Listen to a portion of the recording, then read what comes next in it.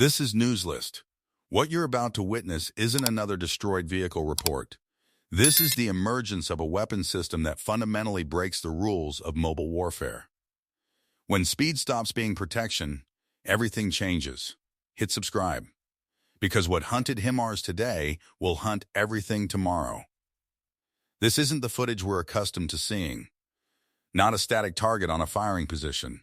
Not an explosion in a depot. On screen, HIMARS at full speed. The vehicle evading, maneuvering, attempting to break out of the engagement zone. And at precisely that moment strike. Not artillery bracketing coordinates. Not a ballistic missile arcing toward a fixed position. Something chases it down. This episode marks the beginning of a new battlefield paradigm. Because what we're witnessing isn't conventional bombardment. This is a hunt. Cold. Calculated. Extended across time and distance. The target was tracked not for seconds or minutes for dozens of kilometers. Reconnaissance maintained visual contact, monitored retreat, recorded every maneuver, every attempt to escape. HIMARS tried everything. Route changes, cover deployment, interceptor drones launched. All futile. For the first time on record, something previously considered impossible occurred. A mobile, protected, extremely expensive American system couldn't save itself with speed. The shoot-and-scoot concept failed. And this is an isolated incident, not unfortunate coincidence, not crew error. This is a demonstration. And here emerges the question that sends cold down military spines. If they hunted HIMARS successfully, who's next? Air defense systems? Command posts? Columns on the march? But what actually struck became even more disturbing. Expert attention immediately focused on the weapon itself. The object's form in the footage doesn't match familiar Garand drones. Too high velocity, too aggressive trajectory, too confident pursuit. This appeared as something different, new, unfamiliar, dangerous. And here clarity emerges. This is the moment after which only prayer remains. Because combat rules just changed. The sequence, cold and merciless. HIMARS exits to firing position, executes launch.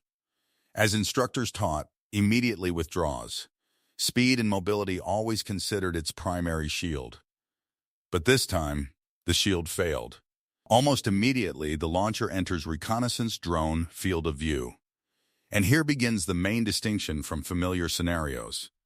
The target is never lost. Not for a minute. Not for 5 minutes. The reconnaissance drone maintains HIMARS in frame for dozens of kilometers. Accompanying retreat. Recording every turn. Every evasion attempt. The adversary understands they're being observed. Electronic warfare measures deployed.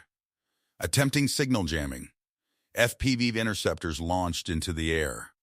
A genuine aerial cat and mouse game begins. Except the roles are distributed unusually. The mouse highly technological American system. The cat drone network operating with cold precision and without haste. Reconnaissance evades attacks, changes altitude, escapes interception, but never loses the target.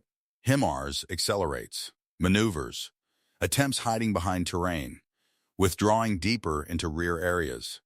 And at this moment, the crew apparently begins comprehending something terrible. They're not just being watched. They're being led to slaughter. First strike delivered directly during movement. Not destruction damage. Vehicle loses mobility.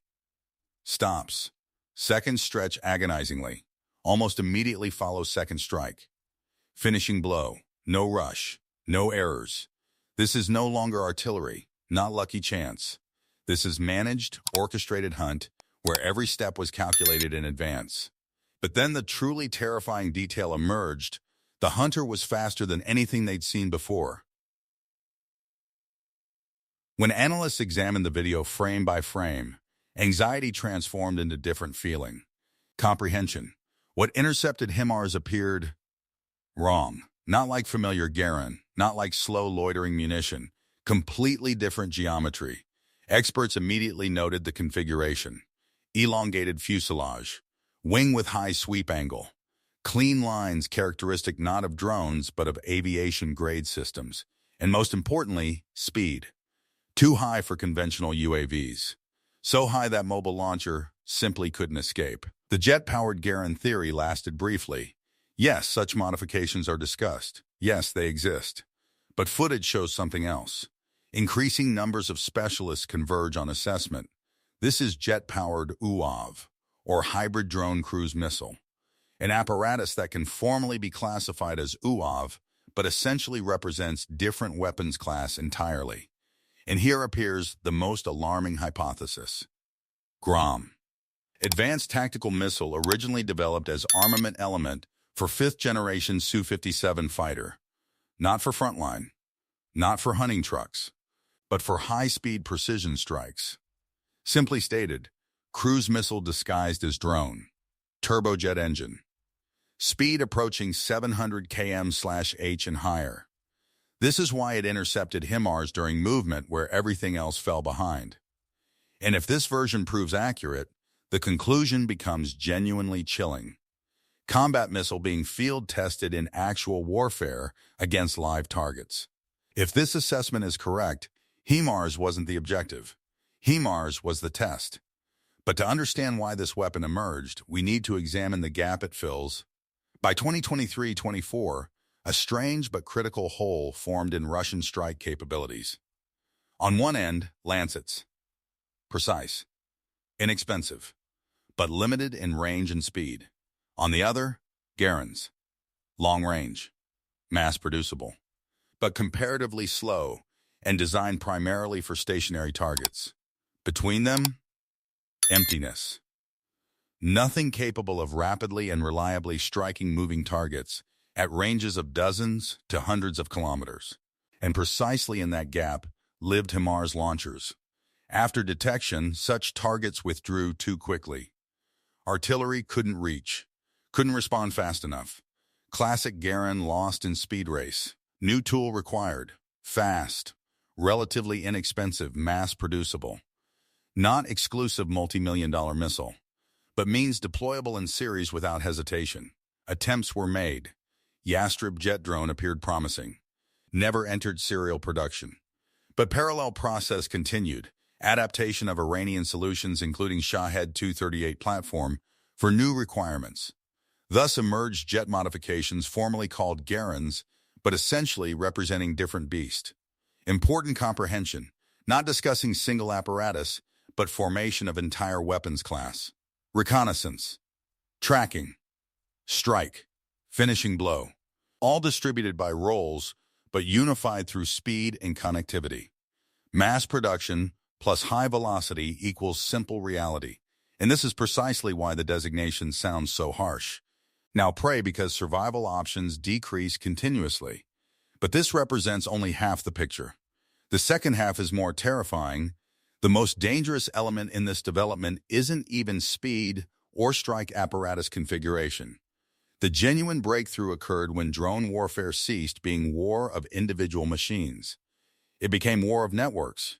Previously, relatively simple.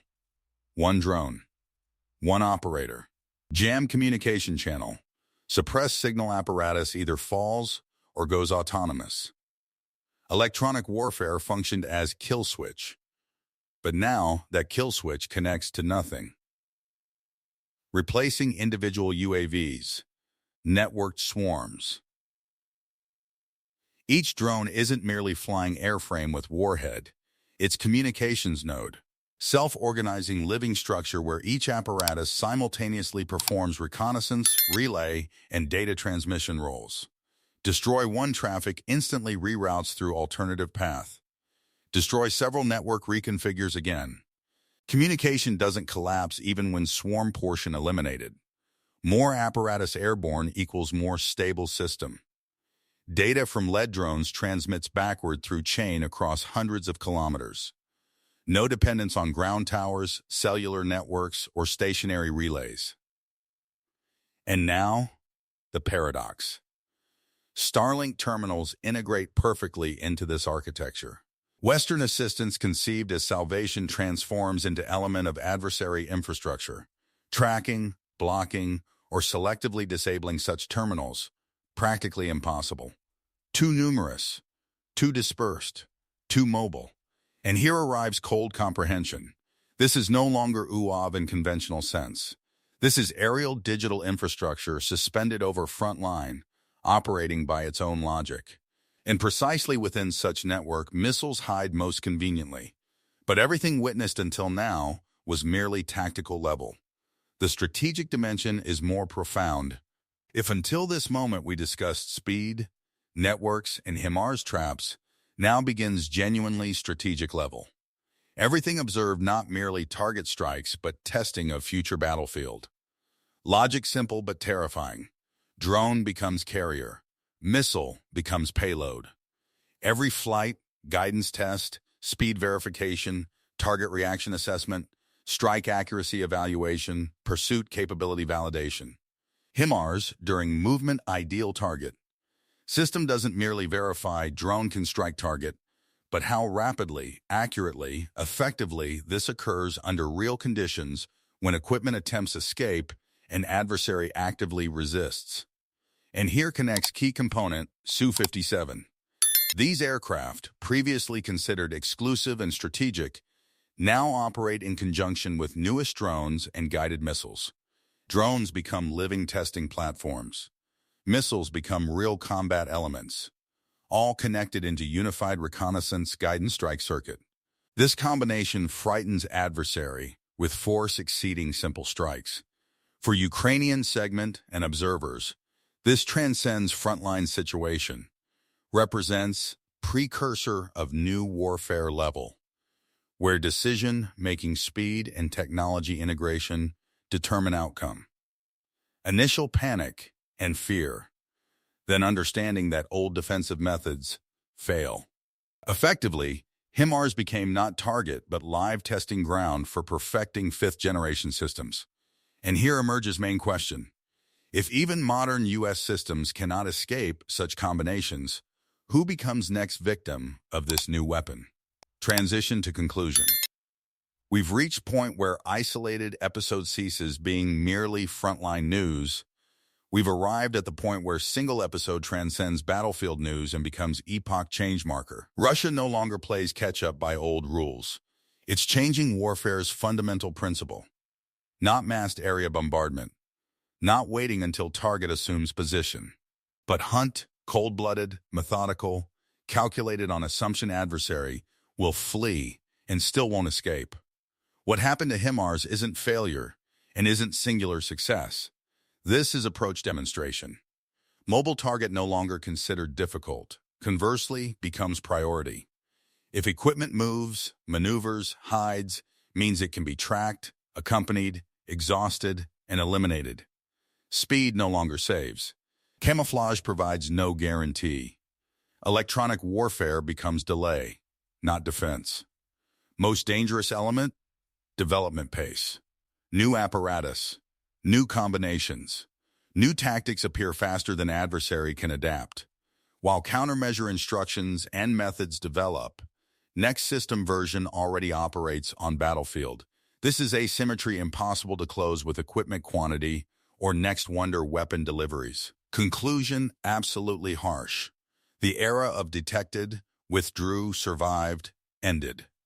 Began epoch where detection almost automatically means pursuit, and pursuit means elimination.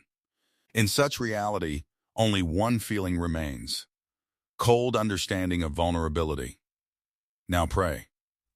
Because this weapon is hunting. The hunt for HIMARS wasn't about destroying one launcher. It was about proving that mobility, the foundational doctrine of modern warfare, no longer guarantees survival. Every military force on Earth built strategies around one assumption: if you can move fast enough, you can survive. That assumption died during that pursuit. What comes next isn't speculation. It's observable evolution. Air defense batteries that relocate after firing hunted. Command posts that maintain mobility protocols tracked. Supply convoys that move under cover of darkness followed. The hunter doesn't need to be everywhere.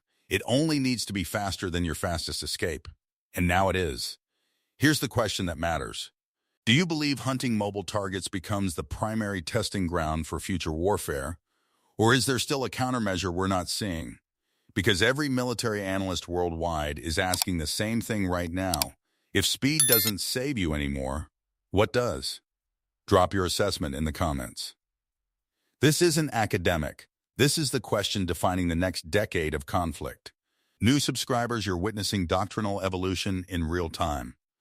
Long-time viewers, your continued engagement means everything. This is Newslist. Stay informed. Stay ahead. Stay alive. See you in the next investigation.